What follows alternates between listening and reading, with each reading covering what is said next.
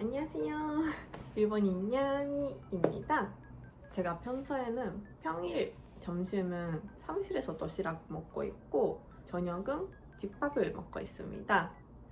근데 평일에 퇴근 후에 맨날 만드는 거 너무 힘들잖아요.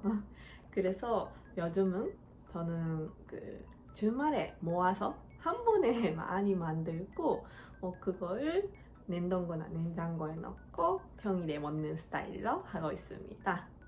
네, 오늘 주말이라서 같이 밥을 만들어 보도록 하겠습니다. 그럼 시작! 오늘의 재료입니다.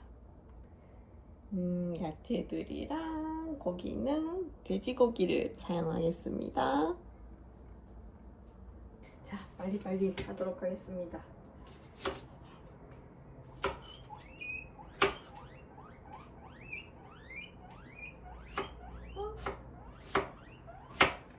소리가 혹시 들리세요? 어떡해. 보이시나요? 모카야, 모카, 모카야. 이름은 모카라고 합니다.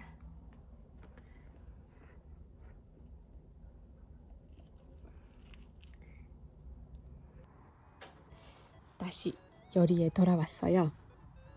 지금은 피마노 니쿠즈메라는 일본 요리를 만들고 있어요.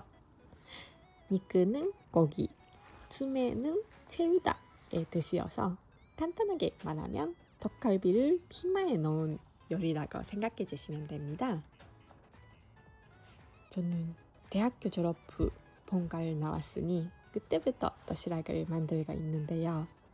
일본에서는 한국보다 도시락을 싸우는 분들이 좀 더 많은 것 같지만 그래도 일본에서도 한국에서도 자주 받는 질문이 있어요.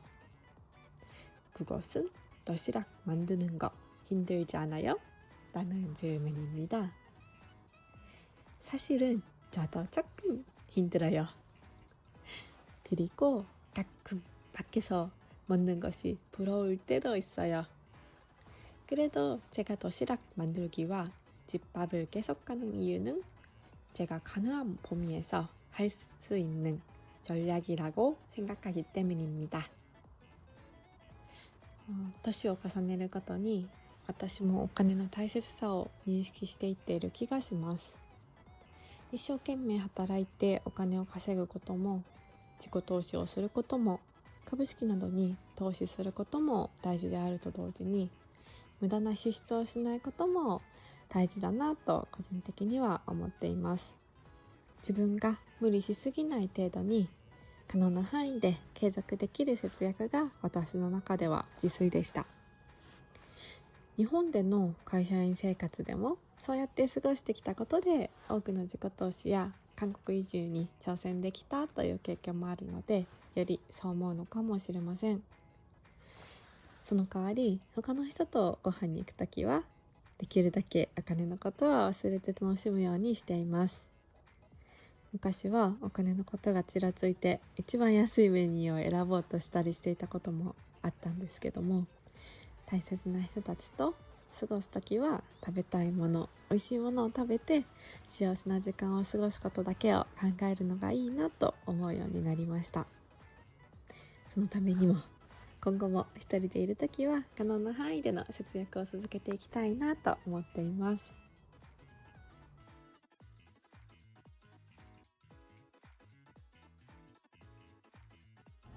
일본주 요리는 이런 식으로 완성했습니다.